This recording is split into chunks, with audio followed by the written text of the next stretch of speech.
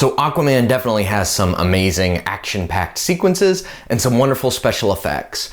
But I think there's a hidden message, a meaning in this movie that no one's talking about. It really touched my heart, and I had a very emotional experience with this film in the theater because of it. So I loved Aquaman as a little kid. Here's a picture of me in 1981 in my Aquaman underoos.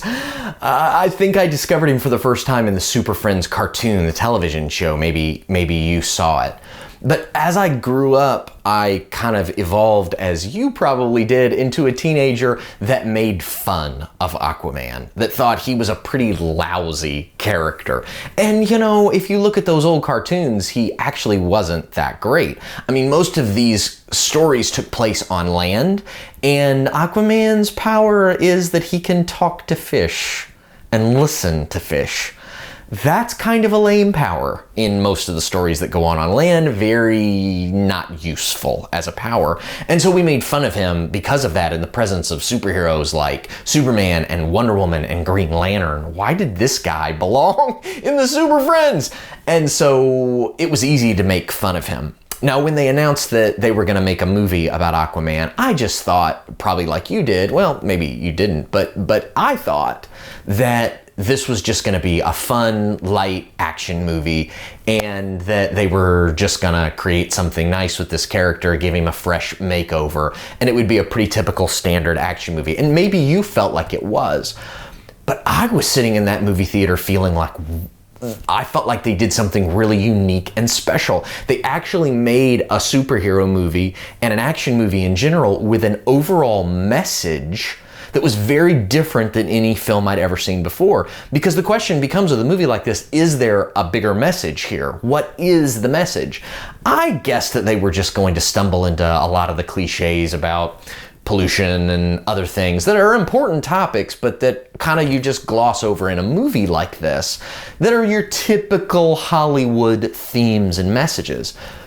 But that's not what happened here. This is actually a much richer message that is a message about what it is to truly be a hero today in this world. It's a different message than I think we've heard before. And I think it has something in it, you know, because of its true science fiction fantasy type environment that most of this movie is in. You know, so much of that is symbolic for us. These stories they're not really about Atlantis and the underwater world. They're about us and what's going on with us. And I think when we start to understand this world and the struggle that's going on beneath it, it'll help us understand some of the struggles going on with us. So I'm going to dive in here, both literally and figuratively, and talk about this. If you haven't seen the movie yet, I'm going to have some spoilers here. You've been warned. So this movie revolves around, the drama is between two stepbrothers, Arthur and Orm. Now these brothers have the same mother, thus their mothers have the same name, but they have two different fathers. Arthur, Aquaman, his father lives on the land, and Orm's father lived under the sea and was a ruler and a powerful person under the sea in the underwater realm. And Orm has inherited from his father a sense of anger and hatred and fear towards the people who live on the land, the humans. Orm has inherited it in his soul, but it's also symbolized by this trident that he has. Orm has his father's trident. Now, in this world, we're told this is kind of symbolic of history and heritage and where you come from and what your values are and what's important to you. And it expresses a great power within. So Aquaman has a trident too, Arthur does, and it's his mother's trident, which represents something different in the film. Now, this film revolves around the idea that Orm is afraid of the people on the land with their pollution and their gaining power and their irresponsibility about many things that affect the underwater kingdom. And so his vision, which is an extension of his father's vision, is let's just take them down. Let's go attack them and let's rule them. Let's demolish and destroy them. This isn't really a movie about that battle, though, because even though that's Orm's goal, before he can do that, he has to unite the seven kingdoms underneath the ocean. Now, if you remember back to the promotional advertising for Justice League, there was this poster of Aquaman, and underneath it, it said, "Unite the Seven." Now, I thought that was talking about the Justice League. And so when they started promoting the characters that were going to be in Justice League, and there was only 6 of them, I said, well, there's going to be a surprise character in this because that poster said 7 on it. I was so confused when there were only 6 members of the Justice League in that film. But what I realized watching this film is that actually that was a foreshadowing of what was coming in this film, because this film is about 7 kingdoms underneath the ocean, the 7 seas. And that line, "Unite the Seven," is symbolic and foreshadowing of what the entire story of this movie is about. Orm realizes that before he can attack the people on the land, he needs to consolidate his power. And the only way he can do that is to unite all 7 kingdoms underneath him for him to become the master, the ocean master of this underwater kingdom. When Aquaman hears about this, he says, "I'm gonna go after him. I'm gonna go attack him." And so he does what sometimes we're inclined to do. You see something wrong and you just go after it, right after it, headlong. And Aquaman feels that he has the right to do that. Orm's in the wrong, he's in the right. He has his mother's trident, which is a symbol of the righteousness and justice and truthfulness of what he stands for. Let's go at him, I'm just gonna defeat him. Well, you know how that ends. He loses. He loses that battle. And in the process, his mother's trident, which represents so many of these values that had kind of become important to him, is shattered. It's shattered. His way of doing things, his own ego, his own self is shattered in that process. And he has to then take the advice of those a little wiser and smarter than him, which is, let's not just assault them. Let's not try to win this battle by destroying our enemies, by hating them and their vision and knocking them down. Let's instead pursue a true, real, deeper source of unity. And that source of unity is found in another trident, a third trident, a new trident, a trident which has been hidden from the world, which is very difficult to find. And the rest of the movie is then Aquaman and Mira's quest to find that higher and greater trident. Now, in the process of this story, we're introduced in a more specific way to 2 kingdoms that are very specific and very distinctive within this underwater world.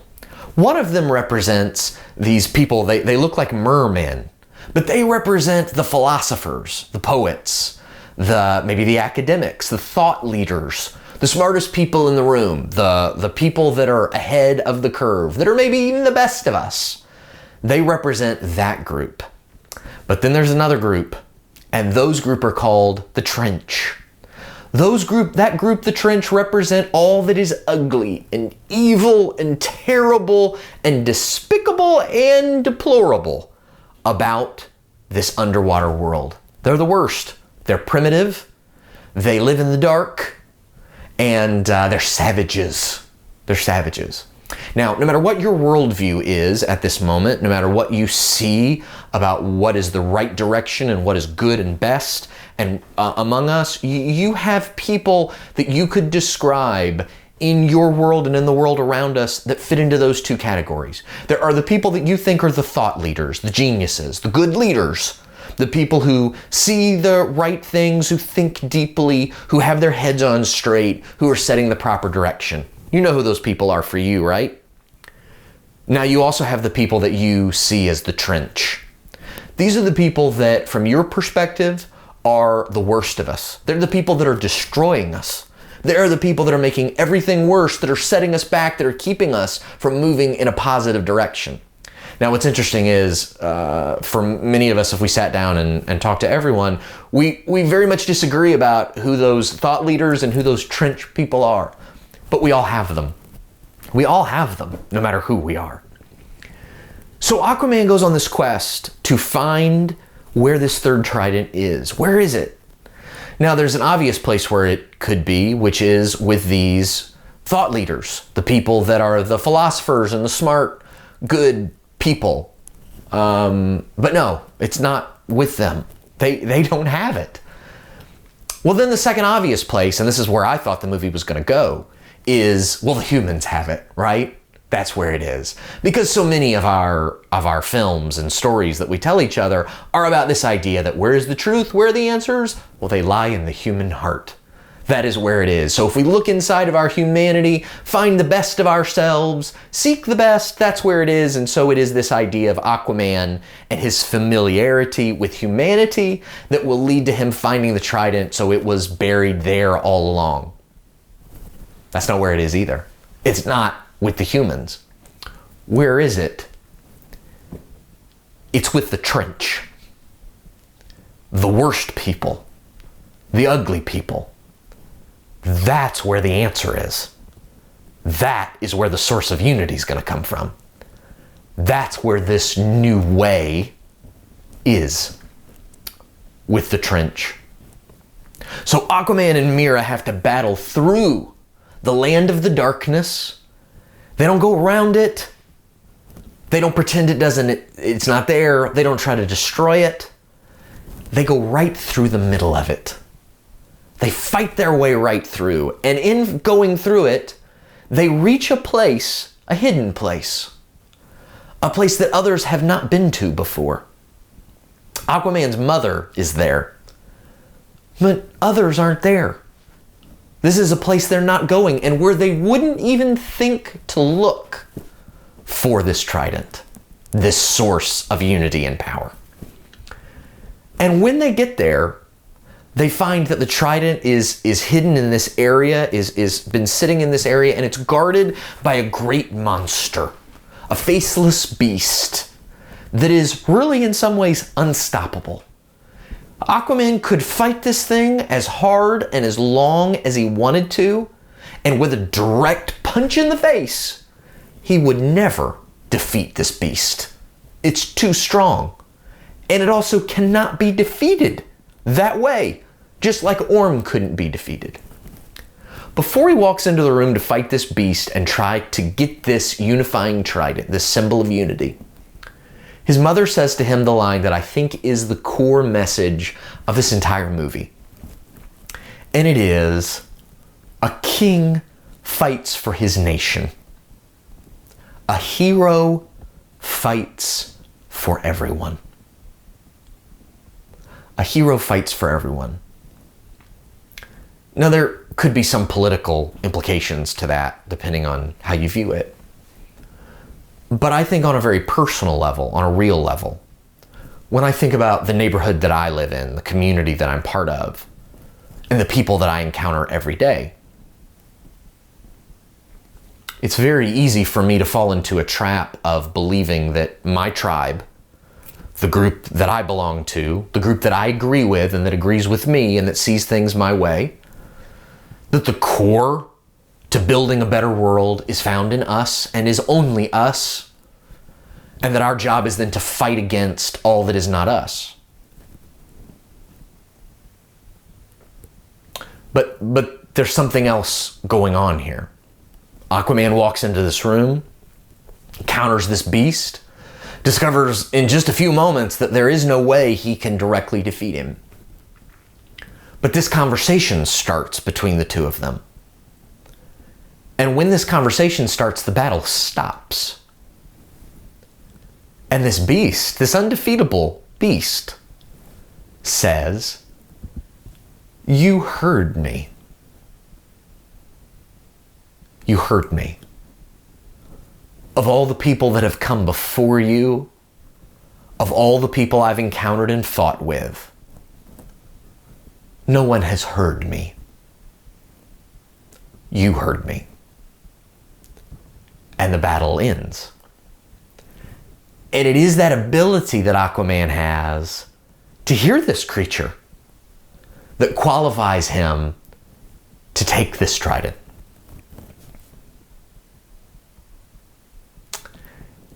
To me, it's a bit of brilliant filmmaking, because it takes the very thing that for decades we've been making fun of Aquaman for. That he can talk to fish, right? This is a stupid power. But in this film, that is the very power that is the most heroic thing It is the superpower needed at that moment. It is the power that only he had that could unite everyone. The ability to hear, to listen, to enter into the dialogue. I have some people in my world that I do not really wish to listen to. You do too. They represent the trench to me. And I feel that what's in them is just the ugly in us and the not good. And that the only way for us to make progress and get to a better place together, or to the best place together, is to defeat those people. If we could just defeat them, pound on them, punch them in the face, figuratively, maybe literally, that we could create a better world. But the message of this film is otherwise. The message of this film is that often when we try that approach, we end up with our hearts and our tridents broken. And we're left wondering, why did I lose? Why is this not going the way that I wanted it to go, or the way that seems right to me? And in this film, ultimately, the answer is listening. And even at the end, when Aquaman defeats Orm and Orm is taken off in disgrace, Aquaman's reply to him is, when you're ready, let's talk. Let's talk. My social media world doesn't look as much like that as I wish it did when I scroll through my feed. I don't know how yours looks. But I long for a world like that. And this film touched me because it spoke to that longing. It spoke to that longing for a world where, rather than defining ourselves by the sides we take, we define ourselves for the superpower that we have to listen. Not by our ability to dig in, fight battles, although there are some battles that need to be fought, but our ability within that to listen even to the people that seem to be the enemy. It's interesting to me that that theme has run through a lot of these DC movies.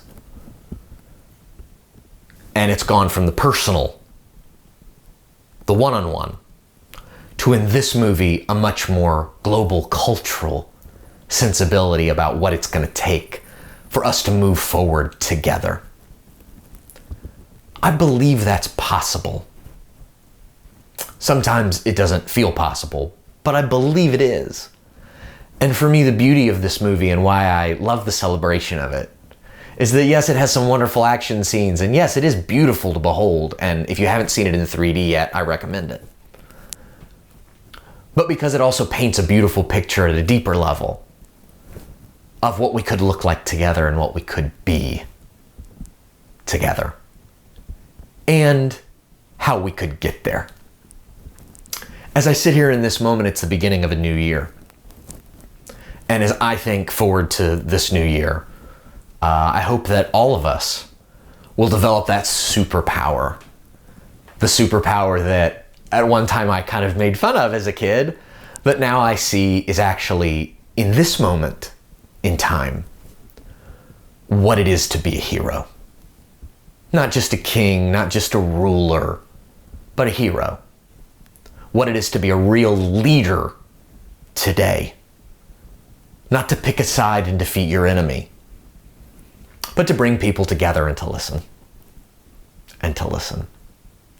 That's heroic. So thanks for all you're doing to be a hero. To listen, to share, and to care. Wishing you heroic days ahead.